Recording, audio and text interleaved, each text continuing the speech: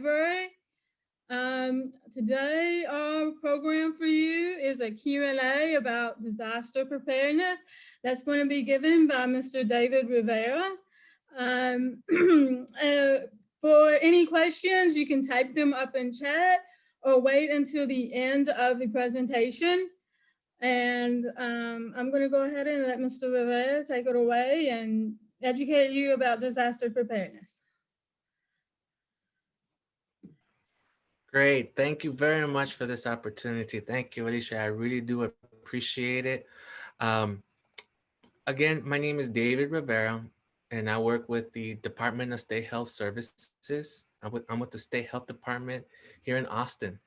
And the primary role that I do is I'm an educator. I try to teach people, the general public, and local jurisdictions such as other public health departments, other other government agencies throughout the state. I try to provide them information in regards of disaster preparedness. Um, as a general, we all know we all have an idea of what disaster preparedness is. So for the most part, it is true. Over the last few years, we've been teaching people on how to get up and go. Here's this material, here's that material. This is what you should do, now go. And so what I'm going to try to do is try to untrain you just a little bit and also give you new information in regards of disaster preparedness, in particularly household disaster preparedness. And so I'm going to be focusing on three items, three things, excuse me. One is how to create an evacuation plan and how to prepare ahead of time for mental health and behavioral health because of all of the stress and the anxiety during this event. Such as, let's just pick on COVID, right? We're in the middle of a response right now, and the unknown is still out there. So all the stress, all the anxiety, these types of things will just pile onto you throughout this event. And so I'm going to try to give you some information, some ideas, some suggestions on how to prepare ahead of time for that and how to deal with that. Okay. And the third is I'm going to try to teach you on how to prepare for recovery for when it's time to come back home. So, for example, we are ready to get up and go, but we have plans and these things just to get up and go, right? To evacuate, but we don't have a plan on how to come back when it's safe to come back. What if your house is destroyed? What if your house is damaged? What if you're a renter, right? Let's say, for example, you're a property owner and I'm a renter for that house, right? What's the plan for that? What about those people who live in apartment complexes? What's the plan for that in case if the unit is damaged, right? So those types of things. And we're going to talk about different types of disasters, and it's not just natural disasters, but we're also talking about man-made disasters like industrial sites, right? Or what about a house fire? So those types of disasters. So we'll talk about into that. Throughout this presentation, by all means, if you have any questions or concerns, by all means, please put them in the chat or unmute yourself. This is very informal. I do not have a PowerPoint presentation or anything like that. I'm very engaging. So I'll pick on a few people out there just to see how, just to hear you out. Okay. And like I said, if anyone has any questions, by all means, please go ahead and ask. Okay. So the first thing that I would like to show you is if I can share my screen here with you. Let's see here.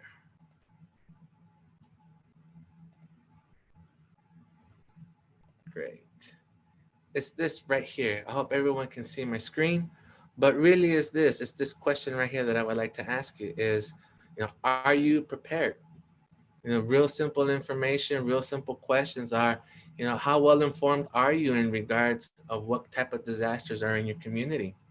So one of the biggest disasters that have happened is flooding, right? We're noticing that there are floods that happen more often in areas where we did not know, where it used to not flood before.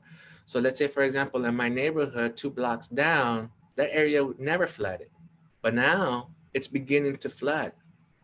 So why do you think there are more floods happening in certain areas?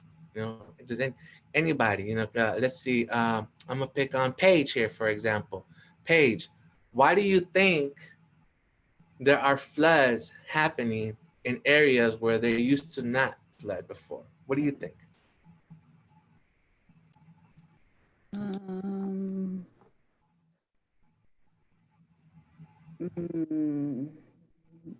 No, I have no idea.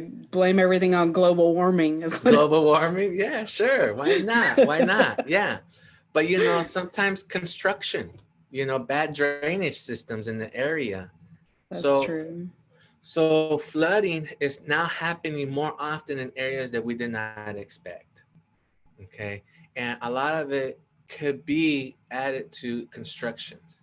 So where the highway is being fixed, they're adding to the highway, or there's new buildings, or there's new signs with these big poles, right? So all this new construction, all this remodeling around the area, right, to improve, right, transportation, but there's also after effects, secondary effects because of that. And one of them is flooding. So when it does rain, water has to go somewhere, and it's gonna find somewhere to go, okay? And that's where the flooding starts happening in areas where it used to not happen. And part of that reason is because, like I said, it's construction. And so the construction, what they'll do is, instead of it being flat, they'll leave a grade for that runoff, okay? So in subdivisions and homes and things like that, the highways or streets, main streets and things like that, there's always going to be some type of grade to make that water go away from that particular item, for that particular building, for example. And so that's part of the reason why there is so much flooding around. So you need to find out what you need to do. What's the evacuation route before? So some divisions, unfortunately, some subdivisions have only one way in and one way out. Now we're beginning to see new subdivisions being created that have at least another way out, right? There's at least 2 entries and 2 exits, and it's for that same reason, for an evacuation. So when people, why do you think people decide to stay at home instead of evacuating? So let me see. Let me pick on somebody here. How about you, Nancy? What about you, Nancy? Let me just ask you. Why do you think people decide to stay at home and not evacuate when they should evacuate? Why do you think? I'm sure a lot of it is, oh, it won't get here. But there's also they may have nowhere to go. They may not have money to stay in a hotel. There are myriad reasons why people might not leave. True. That's right. And very good. Yeah. And for the most part, it's because of that. They did not prepare for that. They did not plan for that. At the end, that's really what it is. And and the secondary effects are those things. They don't have the finance. They don't know where to go. And that's very unfortunate, right? And so we tend to be more reactive, trying to make it up as we go. But we tend to find out right there that instead of being you rescuing yourself, you become a rescuee. And a lot of people depend on local governments, on local jurisdictions to come and rescue them, right?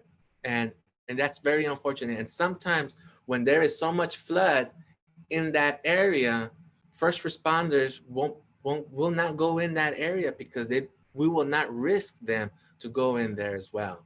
So that's why it's important to take some time, get with your family, try to figure it out, what to do and how to do these things, right? So this is just something just to get you started, just to get you thinking a little bit. And will your plan be perfect? No, but at least you have something. And especially those folks who have special needs, right? Let's say, for example, for example, my mom, she's 83. No, she's 84, excuse me. She's 84. She just turned 84. She has medical and functional needs. So there's a particular plan for her, right? In case if we have to evacuate, I have to have a plan for her specifically because of medications and those types of things. What about somebody who requires dialysis, right? And if they're unable to evacuate and the power goes out and they have to stay in their home, but they need that dialysis treatment, You know, what's the plan there? So that's why it's very important to have these things in mind. And I'm not trying to scare you or anything like that. All I'm trying to do is just to provide you some situational awareness. Okay. Any questions so far? Okay. So we'll go on. So the other thing that I wanted to show you here is our website. This is our website. I'm the program coordinator for this website for Texas Ready. And like I said, we provide a lot of information. This will be information overload. And I am going to try not to overwhelm you, but just to get you going at least, get your gears going at least. Okay. So this is our, is there a question here? So here's our website. It's very user-friendly. You can use your personal computer, your personal device, or you can use a mobile device and it will adjust. So you can use some form of tablet or your iPhone or your cell phone or whatever device you use. You know, it flows very smoothly. Okay. The other thing that I wanted to show you is that it's also in English and Spanish. Here we go. It's also in English and Spanish. So if you have friends or customers, or you know somebody who prefers to read the information in Spanish, it's available as well. The neat thing about about our website is that regardless of what page you are on and you switch to that language, it still stays on that language. I mean, excuse me, it still stays on that page, excuse me. It stays on that page. So there are some websites that if you switch the language, it'll kick you out and make you start all over, right? From the home page. Not with us. We have it set that regardless of on what page you may be on and you switch over to the language, it stays on that same page. Okay. So the other thing that I wanted to show you is our evacuation page here. So this will take you to DPS website and they will show you the evacuation routes that are available in your area. Okay, so if you have friends in Corpus Christi or somewhere far south, right, you can always look at your region. So we'll pick this one here. No, that's too far south. Let's see here. They used to have one for north, but I guess they moved that away. So I guess they incorporated it here.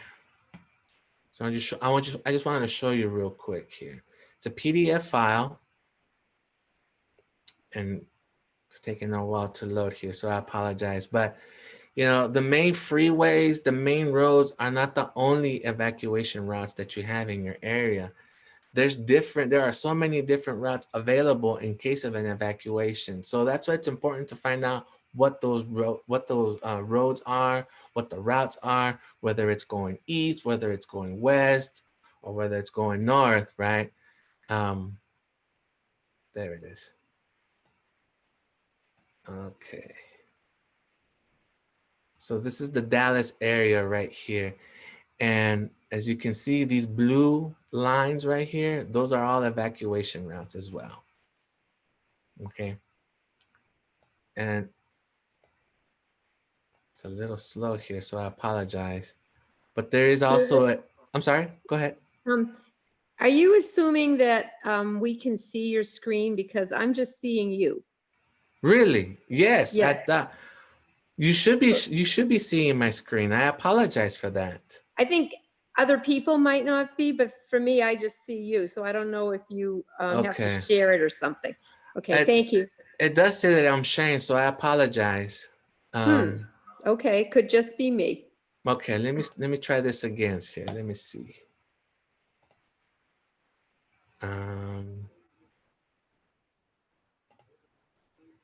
I never heard of it in Zoom where some people can see it and some people can't, but I guess that's what happened. Oh, now I see it. Thank you. Now you see it? Okay. Yep. So I had to pick a window. So I apologize for that. I had to pick a window.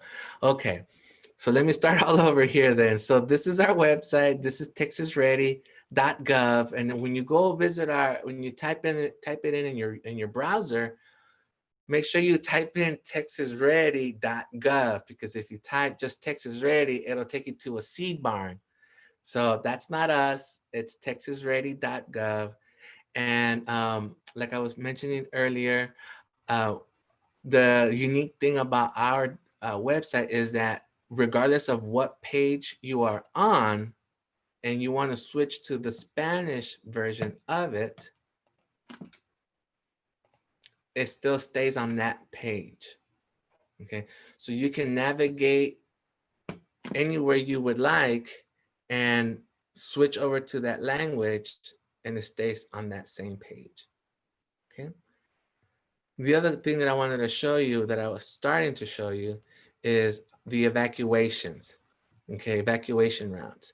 And everybody thinks that there's only like one or two main roads to evacuate with, but you'll be surprised how many roads are available, including neighborhood roads that are used as evacuations. So that's why it's important to find out where in your area you have that. Can anybody still see my screen? Yes. Okay, great. So this is the website. This is a PDF file from DPS. And this is what it looks like right here. So when you click on this link here, evacuation routes, it'll take you to DPS's website. And this is where you can see all of those routes. And the one that I selected was this one. They used to have one that was specifically for North, but they incorporated, it seems like it looks like they incorporated it. But this would be your route. This is your area right here. And these are all, the lines that are in blue are considered routes. Okay, evacuation routes. And if I scroll down just a little bit, there used to be a legend or a key. Can't see that right now. There it is. So this right here is the key that'll tell you the legend, right? That tells you what these lines mean. Okay. But for your area here, there are a lot of routes that you can take in case if you have to evacuate. Now, it's one thing just to evacuate, but before you just evacuate, find out where you can go, whether it be a family member's house, whether it be a friend's house, whether it be on your own. Find out where you can go and then create your plan based on that and find a route that easily fits you. So when a local jurisdiction says it's time to evacuate, then that means it's pretty bad, okay? The local jurisdictions tend to wait almost at the last minute. They try not to say it's time to evacuate. At the very least, they'll say everybody shelter in place. Now, shelter in place and stay at home are two different things. So for COVID, they were announcing shelter in place, but that was actually inaccurate. So they fixed it and said stay at home. So when you shelter in place, usually it means it's either like a bad storm, or like I said earlier, flooding. So they're asking you to minimize your driving while it's raining really hard because of flooding, or some industrial event, right? Something that's in the air, or some terroristic attack as well, like anthrax, for example. Those are the types of things that they'll say shelter in place, right? And when you shelter in place, that's another preparedness plan as well. Okay, but for COVID, it's stay at home. If you don't have to go out, if you don't have to go anywhere, then stay home, right? So there's a difference between shelter in place and stay at home. They're trying to minimize the exposure risks, right? You being exposed, or you without even knowing, being asymptomatic, you can potentially expose other people out there, okay? Any questions or concerns so far? Okay, so I'm gonna go back here to stop sharing. Now it's me here. Okay, so are there any questions so far? See here, I see that the screen, I was not able to share my screen, so I apologize for that. Okay, so as I mentioned earlier, I was going to talk about three things. Evacuation. So it's good to have an evacuation plan. Okay, it's very good. And I'm going to show you what my evacuation plan is from my mom and from my brother. Okay, and I'm going to show you what that plan is for us. And then now I want to talk to you about like I mentioned to you, shelter in place and versus stay at home. So what do many people think about shelter in place? I mean, what's shelter in place? Let me see here. Steve Meyer. Steve, can you explain what shelter in place is?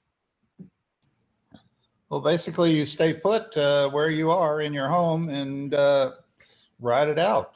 Write it out. Okay. So what's the plan for that? Do you have a plan for a shelter in place? Well, as long as Domino's is still delivering, I'm good. Right. Okay. What about the power? What if the power goes out? Well, actually, I put in a question about that. Oh, you did? We're Let's see. strongly considering buying a backup generator for the house. You can definitely buy a generator for the house. There's different types. The biggest thing that I'm going to suggest is not keeping it inside, not keeping it in your garage, and find where the downwind is. In other words, where the exhaust will blow away from your house. Okay, that's the biggest thing. And then, of course, keeping it in an area where it won't be picked up by someone else unexpectedly, right? So if you have a backyard, that would be great. But again, try to put it in an area where it's not, those fumes will not be blowing into your house. All right, thank you. Sure. So I'm going to give you some suggestions about shelter in place. So shelter in place, you do not have, it's not doomsday prepping. Let's just put it that way. It is not doomsday prepping. Shelter in place is a plan that you're going to have for 3 days, sometimes 5 days. Now they're saying minimum prepare to shelter in place for at least 5 days to up to 2 weeks. And they're saying up to 2 weeks because of the municipalities, all the work that they have to do for the water, for the power, and even for gas, right? So they're saying prepare between 5 to 2 weeks in regards to shelter in place, okay? And that also includes medication, okay? So prepare for that ahead of time, okay? So the other thing in regards to shelter in place is know how to turn off the water, the main water from your home, and know how to turn off the gas on the just outside of your home, whether you're using propane or whether you use gas from a municipality, okay? And know how to turn it back on as well. So is there a number that you know what to call when it's time to turn the gas back on? Does anybody know that? Let's see here. Ari Weldman, do you know what number to call when it's time to turn back on the gas? Do you know any, or what other number is out there that you can call to see if it's safe to turn things back on? I start with whatever my gas company is. I think I use Atmos. Mm-hmm. So I would call them. I think my electricity went out, I don't know, maybe it was a year ago or something, and had to call Encore. So, I mean, between those two, that's what I check. Okay, great. There's also 811. You can call 811 also. That's also a local gas triage kind of thing that you can call 811, and they'll say, yes, it's safe. No, it's not safe. Let me send you a technician, and so on and so forth. So you can definitely call 811 as well. So that's another resource for you as well. So yeah, so that's a very good point. Thank you. So knowing how to do that, and before you shut your water off, you know, collect as much water as you can outside of the bottled waters, okay? Outside of your bottled waters that you may have already, get all your pots and pans. Get everything that you can get, all the glasses, all the cups, everything that you can get, and collect as much water as you can. Go ahead and do it. But do not use your bathtub as a reservoir. And here's the reason why. So what I suggest is when you have to shelter in place suddenly, and they tell you to collect as much water, do not use your bathtub as a reservoir, because you don't know when was the last time you cleaned it. And if you're going to be in a hurry to clean it and use all these harsh chemicals, you may miss, there's going to be some residue still on the lining of the bathtub. And therefore you're going to contaminate your water and then expose yourself. So in that case, after you have, used all of your pots and pans and cups and those types of things to collect water, Get some trash bags, unscented trash bags, and fill those up with water, and then keep those inside your bathtub. So that when it's time to use, if you have to use that water, all you have to do is just dip your cup in there or a pot back in there and collect that water. And that's just temporary, okay? So when you're gonna shelter in place, it's just temporary. Okay, any questions or concerns so far? Great. So the other thing about the power. So you already have a lot of food. Usually you would have a lot of food and you already have canned foods, you already have dry food, things like that in your pantry. You already have most of those things already. So when it comes to your power, everybody should have a cell phone, right? So what you should do, what I suggest is take a picture of the inside of your refrigerator, your freezer and your refrigerator. Take a picture of that. That way, when the power does go out or you do turn off your power, you already have at least a picture of the inside of your refrigerator. That way you can look at it without having to open it, look for that cup or look for that fruit or anything like that. You already have a picture of it. And then you just open it, grab whatever it is that you need to grab and close it very quickly. That way you still maintain, you're able to keep the temperature of your refrigerator without losing your food that quickly. Okay, any questions? Great. The other thing that people forget is a communication plan. If you decide to shelter in place for whatever reason, right? The governor, the mayor, or your local jurisdiction says shelter in place, then have a communication plan already in hand. Call a friend, call a neighbor, call a family member. Hey, me and my household, we're gonna shelter in place. It's so far, it's this, that, here and there. We're all here, we're gonna stay here. We're gonna contact you. So far the cell phones are working. We're gonna keep in constant communication plan. That's develop a communication plan with whoever it is that you're gonna have that emergency preparedness plan with, okay? And if you have neighbors, you know, that you get along with, and you have neighbors that are also and have the same idea of having a preparedness plan, coordinate with them as well. You know, the more the better, obviously, is what I'm trying to say. Any questions or concerns so far? Great. So why do you think that some people, other than, so I already asked the question. So a long time ago, just after Hurricane Harvey, I had to go to Beaumont and do some work out there. And then after I did the work, I had a presentation, and it was I was one of the vendors there, and I had my own table, my own booth. And a gentleman walks up to me and he says, "Hey, what's this about?" So I started explaining him. I gave him my sales pitch about disaster preparedness and so on and so forth. And I asked him, I said, "By any chance, were you impacted here in Beaumont? Were you impacted by Hurricane Harvey?" He says, "Well, yes and no, not really." I said, "Well, can you explain?" So he's like, "Well, we didn't evacuate. And even though there was a mandatory evacuation in that area, he decided not to evacuate." So I heard him out and I said, "Okay, so why did you decide not to evacuate?" He says, "Well, I have all of my stuff there. I have a TV, I have this, I have that, I have a boat, I have here, I have there, and so on and so forth." So he had stuff, he had lots of stuff. And he was concerned about looting. So when people evacuate, they're technically abandoning their home, and there's other people out there that take advantage of that. We've seen that many, many times, unfortunately. So he was concerned about his stuff.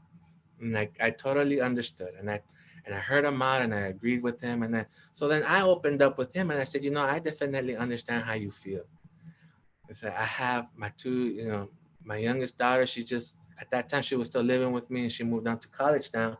And, I said, I definitely understand. I also have a big TV, and I also bought the game stuff so that my oldest daughter and her children can come over and visit me. So I bought these game stuff. I have lots of stuff too. I redid the kitchen and the bathroom and so on and so forth. I familiarized myself with him, and I was able to make him comfortable enough. So I asked him again, I said, if you had an opportunity to evacuate, if this happened again, would you stay at home or would you evacuate? He says, no, I would stay at home because the water level barely got to our porch, to the level of our porch. I said, wow, you were pretty lucky. I said, the water out there got really, really high because of Hurricane Harvey. So I mentioned some things to him on what to do in regards to shelter in place. And so I said, Now, the last thing I want you to do is I want you to get a marker. And I want you to write your driver's license number on your forearm right here. And have your wife write her driver's license number on her forearm. And your two little children write their social security numbers on their forearms. And he looked at me real puzzled and he didn't quite understand. And so before I got a chance to say anything else, he goes, why should we do that? I said, well, sir, that way, the next time, if your area gets flooded, you might not be that lucky like you were this last time. And at least this way, we might have something to identify you if we are able to recover your bodies. So that's the reason why, if you do decide to stay at home, even something like that happened to you not too long ago because of Hurricane Harvey, at least write your numbers that way. We'll be able to identify you if we are able to recover your bodies. So that was a reality check for him. And I'm not saying that for you to do that or to tell anybody that, but that was for me to tell him, like, there's a reason why local jurisdictions are telling people to evacuate, leave their homes, because it's pretty bad. Okay, so if you know anybody, especially in the coastline, please let them know that to follow these, take it to heart that if the local jurisdiction tells you to leave, it's because it's going to be pretty bad. So he finally understood that, and he realized that stuff isn't really that important after all, versus families, right? And he had, at that time, his children were 6 and 8. And so they were still young. And so I was able to at least change his mind, or I gave him a different aspect of what evacuation really does mean. Any questions or concerns so far? Great. So it's important for you to have an evacuation plan, just because it's worth it. The stuff that we have is not worth it. We can eventually get those back, but our lives are much more important, right? Okay, enough of that loom and gloom stuff. So now I want to talk about mental health and behavioral health. So when we're talking about preparedness, we forget about mental health and behavioral health.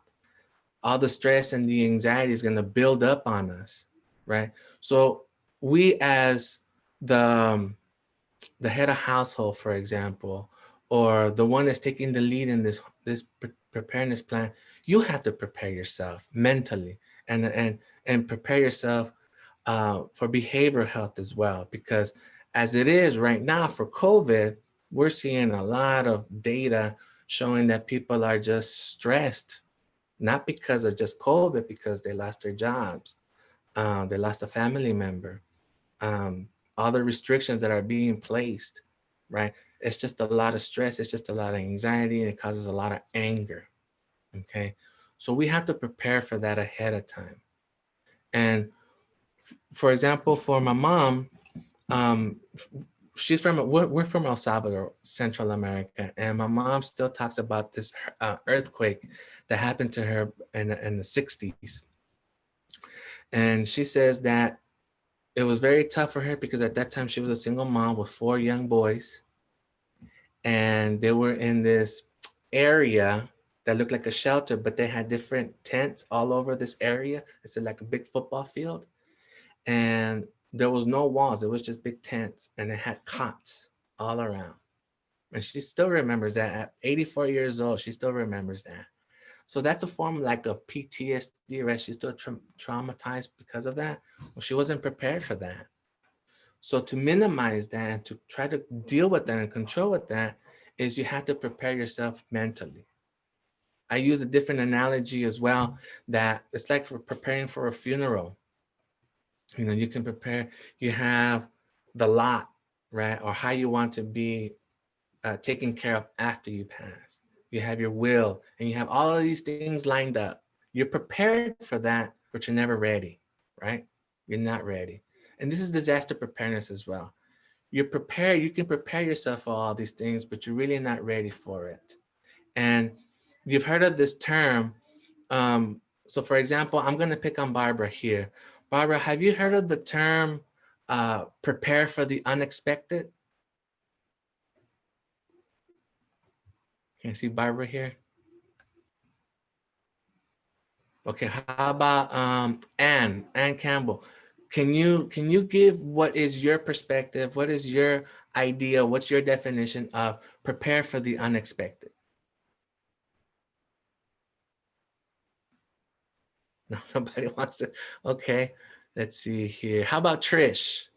Trish, can you participate? Can you tell us what is your definition of, or what's your interpretation of prepare for the unexpected? No. All right, let's see here. If I you're will trying, volunteer. I'm sorry? I will volunteer if you want Okay. to. Okay, sure. Thinking you do everything you can think about it ahead of time, hoping you have thought about everything. Right. I mean, that's really it. And so I've always had trouble understanding what that meant. Prepare for the unexpected. What does that really mean? How do you prepare for the unexpected?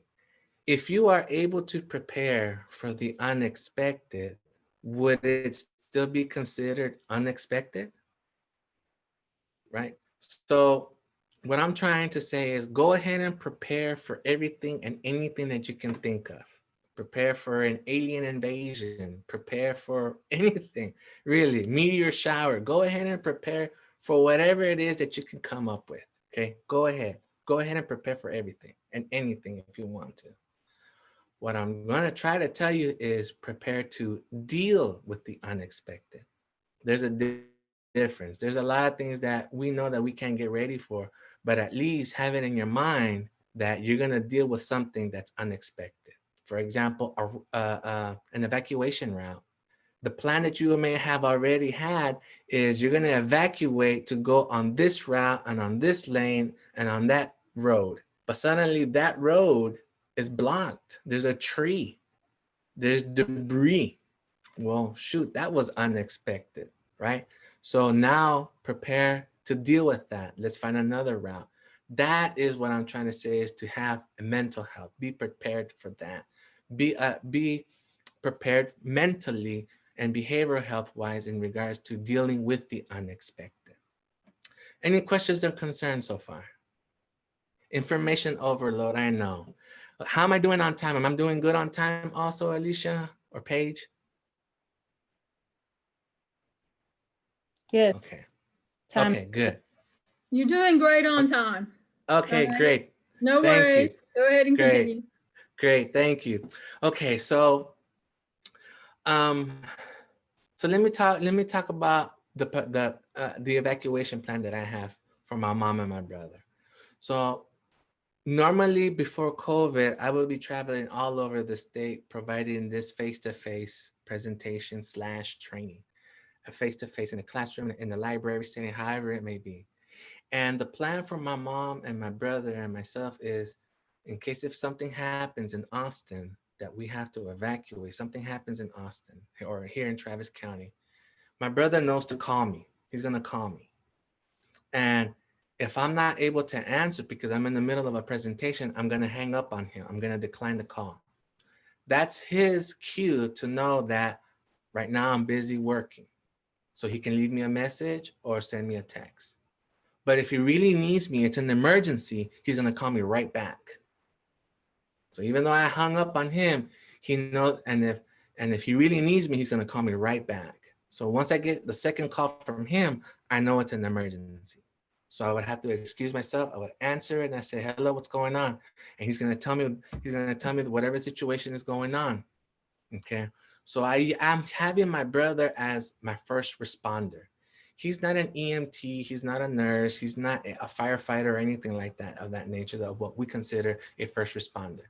I consider him my first responder because he's there with my mom and he's the first to respond for my mom. That's my first responder.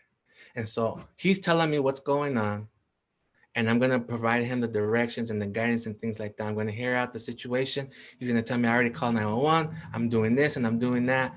What else do I need to do? Okay, did you call brother number 2? Because my brother number 3, who lives with my mom, doesn't have a car. So there's a transportation disparity. So I have to call brother number 2 and we coordinate that plan as well. So brother number 2 is going to pick up my brother or pick them up and go wherever it is that they need to go, and so on and so forth. And during that time, we're still communicating over the phone. I said, okay, did you get the bag? Do you have this? Do you have this documentation? Do you have her medications? Yes. Okay. What about this? What about that? Yes, I already did this. Okay, now go here, now go there, now do this, now do that, and let me know what else is going on. Right? And depending on the situation, I may have to excuse myself. But if I'm already giving him guidance and we already have a plan in place, then I would be okay to let him run with the plan and I come back to give the presentation to you guys as well. Okay, that's our plan.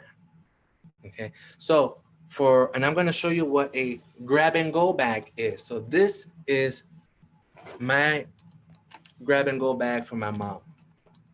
Okay, it's just a regular grocery bag.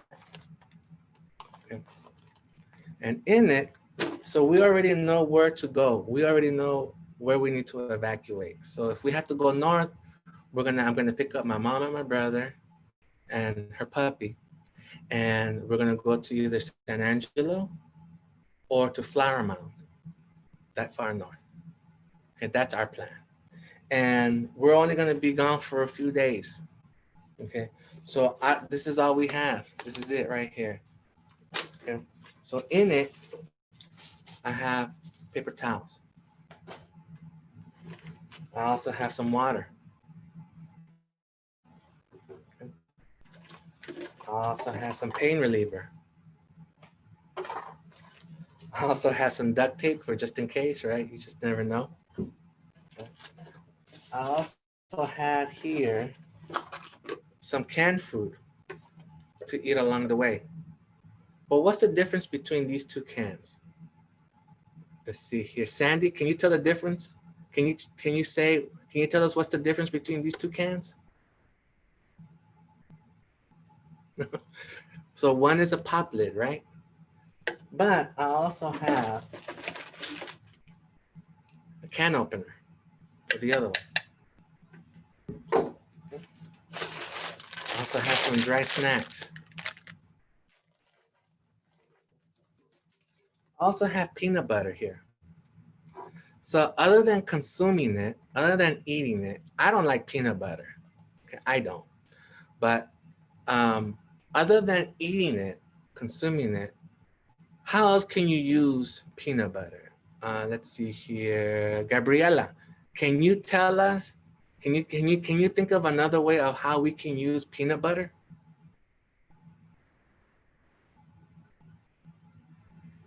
All right, what about you? Oh, go ahead, sorry. Go ahead, Gabriela.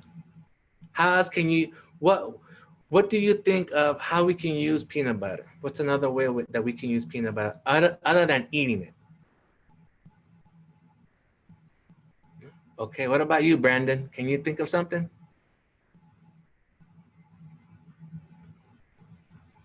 All right, let's see, Paige, are you there? Yes. Okay, Hi. so, okay, Paige, can you tell us, can you come up with an idea of how else we can use peanut butter other than eating it?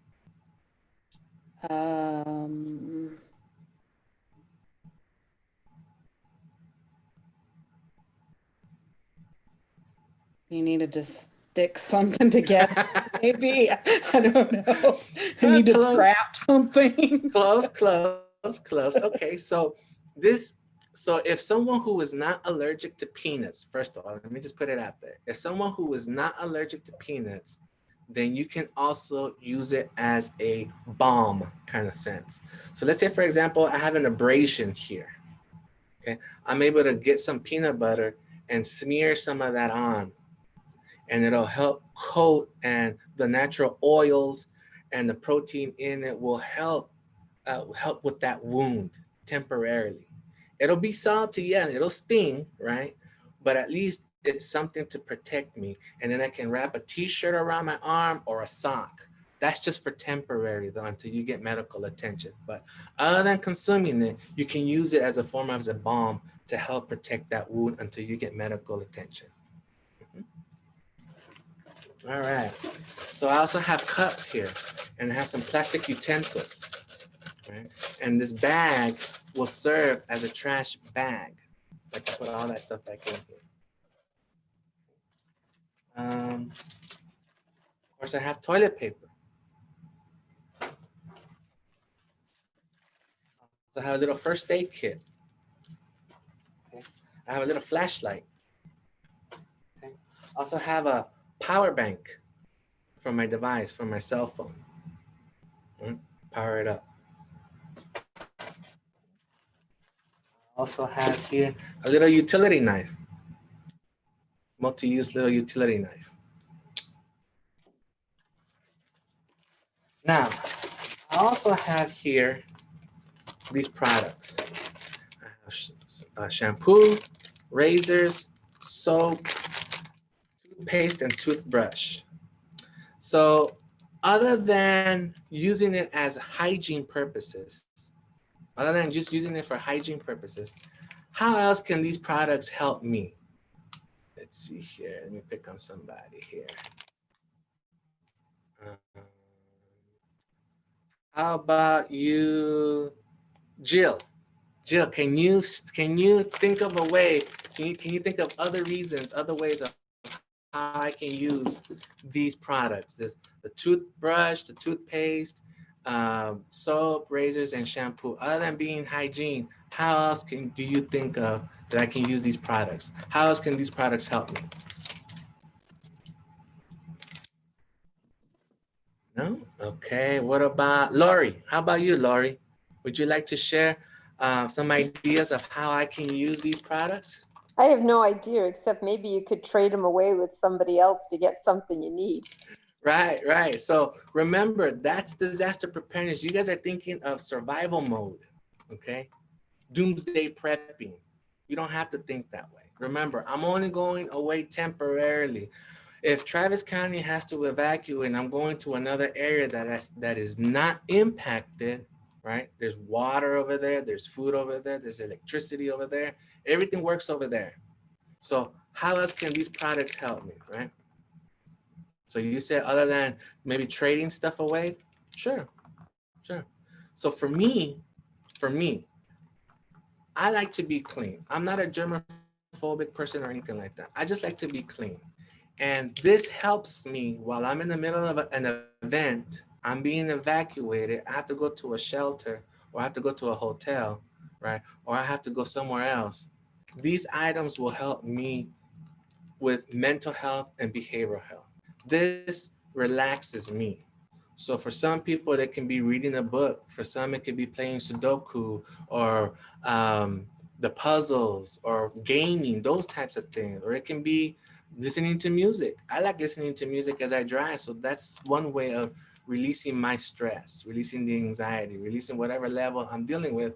Those are the types of things that help me. And being hygienic helps me. So even though my house is abandoned, even though my house is alone and I left all my stuff there, yes, I'm worried about my home. Yes, I'm worried about my stuff. Yes, I'm worried about the safety of Austin. But at least these items will help me control that anxiety. These items will help me control that stress, right? So that's a way of mental health and behavioral health preparedness. Any questions? Okay. And so here, I also have this bag, this big Ziploc bag right here. This is where I have all of my important documents that I consider important. Okay. Now remember, we're just going away temporarily. I do plan on coming back home. And so I'm going to show you what I have here.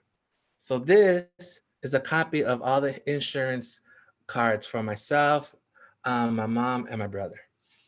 Okay. Here's a list of medications that my mom takes. And I have the phone numbers here as well for her specialists. Now for my mom, if we have to evacuate, I can go to any Walgreens. And my mom has that letter from her doctor that if there is a prescription that she's low on and we're still out there, I can go to any Walgreens and present that letter from her doctor that says, please, in case of an emergency, such as a disaster due to an evacuation and so on and so forth, please refill these prescriptions without authorization, right? So there's some refills that my mom takes that require authorization.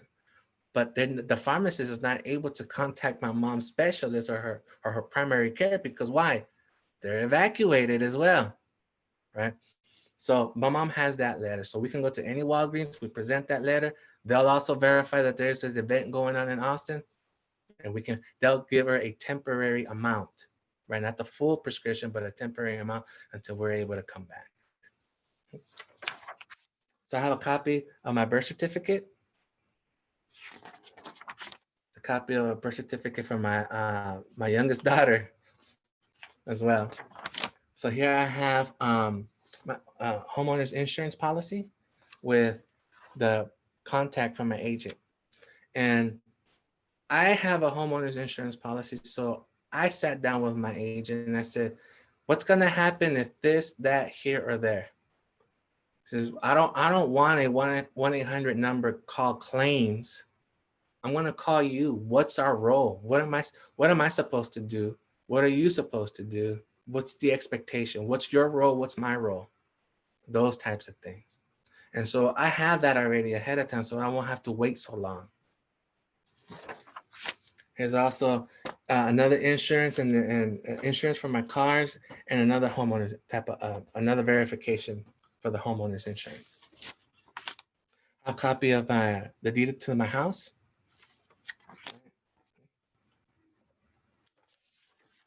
And then if you have pets, take a picture with your pet, right? Not a picture of your pet, but take a picture with your pet. That way, in case if your pet is missing and they're able to recover it at an animal shelter, you're able to identify yourself with your pet. It'll make it a whole lot easier. Okay, so that's just an example. Any questions so far? Okay. So that's our plan. That's our method of communication as well. And for those people, let's say, for example, Paige is a homeowner and I rent that home. So Paige has her new home and I rent her old home. And let's say there's an event, the house is damaged to the point that we can't move in, it's declared unsafe. So what would be the plan there? Unfortunately, there's a lot of homes that cannot afford renters insurance. But renters insurance is very limited because they just insure the stuff inside, the stuff inside, your couch, your TV, for example, clothes, those types of things. But renters insurance doesn't really protect you in case if you have to evacuate, they can give you a voucher so that you can stay at a hotel, right? What's the plan for that? Will Paige feel responsible for me? We've been doing good business. I've been renting her home, that property, for 5 years. I paid the rent on time. I've taken care of the property. She's visited. She sees that everything is good. We developed a good relationship. Does Paige feel obligated to take care of me and my family? Right? Those are the types of things. What if both homes are destroyed or damaged? What do you think her priority is going to be? Right? Those types of things. And for those people who live in apartments, right? Find out what your property management will do for you. What kind of coverage will they do for you? What's the plan there? In case if there is a fire, what are they going to do for you? Right? Find out what's going to happen if in those apartment complexes where there's a gate and the power is out and you can't evacuate. What's the plan there? Those types of things, right? And then let's talk about schools, right? I know that some areas, they're allowing students back into the schools and things like that, but what's the emergency plan there in case of something does happen, right? You know that form that you fill out where it says, in case of an emergency, contact who? Okay, well, ask the school. What kind of an emergency? It says here emergency, but what kind of emergency are you talking about? Are you considering an emergency if my child has a tummy ache and I have to come and pick them up? That's not an emergency. An emergency is like, say, for example, an active shooter, or there's a tornado and they have to hunker down, or there's a fire on the school campus, right? And everybody has to evacuate or everybody has to go somewhere. What's the plan there? Because as a parent, what's one of the first things you're going to want to do? You're going to drop whatever it is that you're doing and you're going to go straight to the school and rescue your child, right? But did you know that you actually do worse? You cause more problems, you cause more damages by that, because you're driving 100 miles an hour down the neighborhood, down a freeway, and you can potentially cause an accident. And so therefore you're attracting away from the first responders that are actually on their way to the school as well, right? So find out what the communication plan is at that school. And that includes daycares if you have children in daycares, right? Those types of things. Find out what the plan is there. Are there any concerns, any questions so far? Nothing yet? Okay. So what I would like to do is I would like to, typically what I do is when I go and give this type of presentation, I typically give out tangible materials. So if you can, let me see if I can type this email here. I'm gonna type this email to everyone here. If you could email me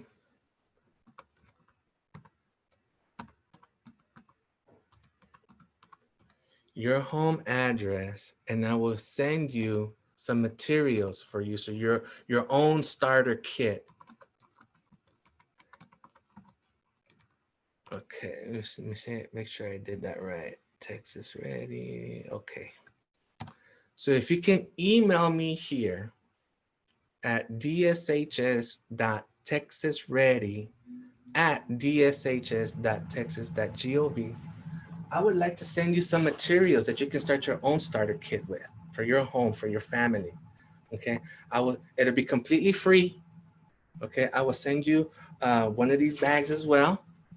Okay, and I will send you this big Ziploc bag, this emergency document bag where you can put all of your important documents in it. Now, I forgot to mention this as well, and I'll probably tell my age here, but we have here a jump drive, a USB jump drive, flash disk, right? You can put all of your important documents here as well. Now we're so far in advance that we can scan our documents and email it to ourselves, or you can put it in the cloud, however you see fit, okay? As long as you have something. Now I've been asked before, David, do we keep originals or do we keep copies? That's up to you, but keep them separate. So if you decide to keep copies here, then keep the originals separate. If you decide to use originals here, then keep your copies separate, so elsewhere around the house, okay? That way you have two things. And maybe three, if you keep these items also in the cloud, right? Or you email them yourself as well. That way it's easy for you to access them.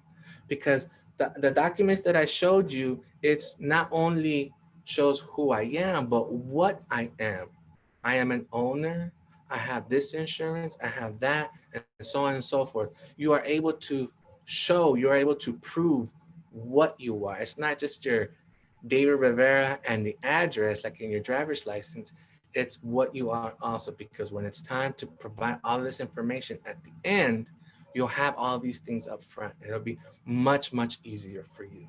So like I said, I would like to send you these items completely free. Okay, if you can just email me and give me a good shipping address, and I'll be more than happy to send you these items so that you can start your own grab and go kit, your own disaster kit, okay? Also, create a plan with your family, create a plan with friends, create a plan there at the library. So for example, if the library is available, what's the plan there in case of an emergency? So if Paige and Alicia and her coworkers there suddenly have to shelter in place because there's an emergency, what's the plan there, right? So if you're at work and there's an event, there's a tornado, for example, and that tornado is going towards your neighborhood, does your family know what to do? What's the communication plan there? You're stuck at work, you can't leave. For your safety reasons, you can't leave, but you have people in your home. You have your children, you have other family members, even your pets. What's the plan there, right? So there's a lot to think about. I hope I didn't confuse you with a lot of information, what I consider information overload, but these are the types of things that I would like for you to consider. If you have any questions, by all means, email me. I would definitely love to hear any feedback that you have. Oh, that's right. So I got that. I remember that question about the carbon monoxide. Okay. So if your carbon monoxide detector goes off, everybody immediately evacuate your home. Just get out. Okay. Don't try to get this or don't try to get that. Everybody just get out, because with carbon monoxide, you cannot smell it, you cannot see it, right? So everybody just leave the house immediately. Yes, call 911, actually, call the fire department and have them come over and check out your house, to find where that leak is. The same thing with the regular gas leak, right? The same thing. Everybody just evacuate and go outside, call 911, call the fire department and have them come over. There's a program that a lot of the fire departments have, is that they're able to come to your home and put new fire smoke detectors and carbon monoxide detectors as well for you in your home. And then ask them in regards of what an evacuation plan would be for your home in regards to fire and smoke. They will be able to help you. And then find out also how long the police will get there in case of an emergency. Find out how long it would take for an ambulance to get there, right? And the fire department as well, when you call the firefighters over. Find out how long that's gonna take, especially if you have somebody in your home that has functional needs and other type of medical needs, right? In case of an emergency, find out how fast would they get there, okay? Any other questions? Any other concerns? As I see here, it says, use it to get the peanut butter off of you. What does that mean, Steve? I'm sorry. So smooth or chunky peanut butter. That's right. Yeah, Well, I would say smooth only because if you use chunky, right, it might hurt that abrasion even more because it'll be, digging in. So yeah, so smooth peanut butter would be good. well, you were busy asking what to do with the shampoo and the soap and the toothpaste. Mhm. You kept asking and you kept asking and you kept asking. And so I wanted to give you an answer at least. All right, sir, go ahead. So you use it to get the damn peanut butter off of you. That's right. The shampoo, yeah. That's if you got it stuck in your hair, right? You get gum off of your hair with peanut butter. Yes, you can use it for a lot of purposes. If you have a puppy, obviously my mom's puppy loves peanut butter, so we'll keep her entertained with that as well. But yes, you can use that as well. Very good. Thank you, sir. So, Alicia, let me ask you something. Is there a plan that you have in your work area in case of some type of disaster, some type of event? Do you know if there is a plan? Each floor or each unit has like their own, like where to evacuate and where to meet. And if there's weather, we know we can go down to the basement or to the garage. Okay. And that sort of thing. So what is the plan? How would it work in case, let's build something up right now. Let's say you have 30 people in the library right now. There's 30 people. Other than you as a staff for the library, who else works with you on a typical day? Let's just say that as an example. Other than you as a staff member at that library, how many other staff members are there on a typical day? On our particular floor or unit, we have about 7 people in our unit, so 7 staff members. So we have 7 staff members that should know what to do in case of an emergency. That's going to guide 30 people that are scared because of this emergency, this event, right? Right. Who is going to lead those 30 people? Right. Normally it would be the manager. If the manager's not there, be the the next person in charge, which The next person in charge. Okay, Or- yeah. It would be important to know whose role is during some type of event. That way things will go a lot smoother, right? And then that way your clients, your customers that are there at the library checking out books, using the computers, excuse me, or whatever other activity you may have in your library, that way they will be under control as well. They will be confident to see that Paige and Alicia and several other staff members there say, you know, hey, we got this under control. We practiced this. Let's go this way. Let's go that way.